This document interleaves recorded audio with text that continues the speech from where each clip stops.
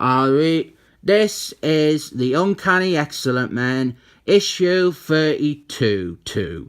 Although it don't have the number anywhere on the cover, it just says July. So, I know what month it came out at least. It came out in July. Different know what year though. And this is a brilliant cover by Joey Mental. I'll go so far as to say that this is maybe his best Excellent Men cover.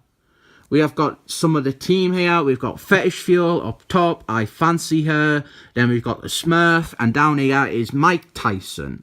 And there is the Juggernaut, and he is lying down. And the cover poses the question, who stopped Juggernaut? And it's a good question, and the answer is Onslaught. Onslaught stopped Juggernaut. That's the whole review. I rate this comic 7 thumbs up. We open up and there is Wingman. The insides, the interior art isn't by Joey Mental. This is by Wallace Grummett, the artist on Superboy and later the Thunderballs. There's Wingman for ya if you're a Wingman fan. And there he is again if you still haven't had enough Wingman. And if your diet still needs more Wingman, well, there he is again. And this is classic 90s Excellent Men. Building subplots and showing the characters doing their things. Storms, she's having a walk in the garden, and there's Wolfman in the shadows, and Squealy's daughter, and a footnote. My favourite member of the Excellent Men, the footnote. And this issue is a lot of setup, and we didn't really see all the team together at any point. And there is the 32-bit for the Mega Drive. I had this and it was a waste of space. There was virtually no games for it. I had the Sega CD as well. I got like the all-in-one set where it was like a Mega Drive and then you had a 32-bit on the top and the Sega CD on the bottom. It was a bit like a Mega Drive sandwich. You can put ketchup on it if you want. I wouldn't know, probably wouldn't affect the gaming experience in any way. The main strand of the issue is this here. This is setting up the next big crossover called Onslaught. And I have made the decision to not spend this video just talking about how Onslaught killed the Excellent Men's streak of success in the 90s and how the story was coincidentally mostly the work of new writer Martin Quaid. This issue though, it's by Scott Lobdell, but he eventually gets replaced with Martin Quaid, and at this point, I think Fabio Nicieza had already been fired and replaced by Martin Quaid on the other Excellent Men book. Here we have got Smurf and Mike Tyson, and they have just been to the cinema to see the film Pulp Fictions.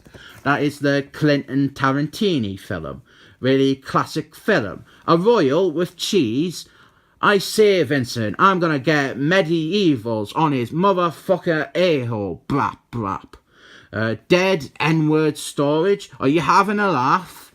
Full of loads of great quotes. But look, summer is falling from the sky. And did you guess it was the Juggernaut? The cover might have given you the clue. And he's been all defeated in that. You could say that he has been stopped.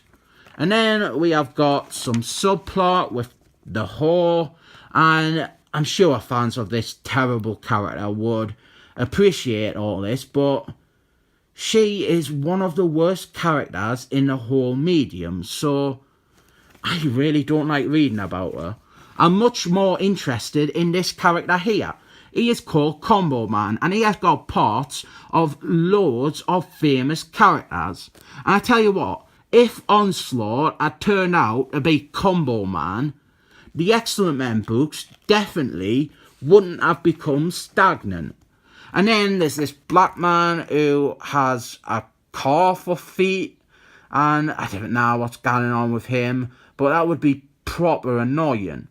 He's like the world's shittest transformer.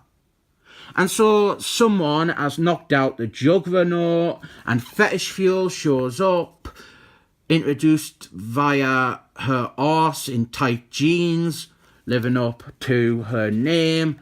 Juggernaut, he wakes up and he twats the Smurf away, and then he starts smashing around, and Fetish Fuel starts riding him. Everything she does is pornographic. Look, even when she's hurt and knocked out, she's still posing like I'm eating her out or something. I fancy her though. I used to hate her, but I kind of just gave in to the sexiness and went, yeah, alright. And now she's really hot. So they calm the Juggernaut down, and he's all like confused because Onslaught punched him from Canada to New Jersey, and that is a lot of miles. Like, normally you would have to get a plane for that or have a really, really, really long walk.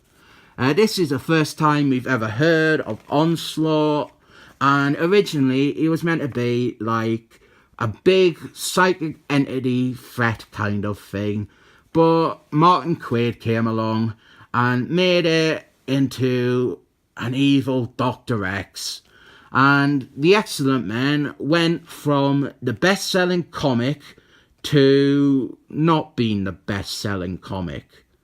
The whole idea here is that the Juggernaut, he is unstoppable, but this big new villain apparently stoppered him. We end with him saying the villain's name, ominously, Onslaught. And it's a little teaser like, oh, who is Onslaught? We got the letters here, and I want to highlight this one here. Dr. X has gained a lot of popularity over the years, and killing him is a disgrace to all of Marveldom and its fans. So they just made him a villain instead. This comic is basically just a trope. The Wharf effect, I think it's called.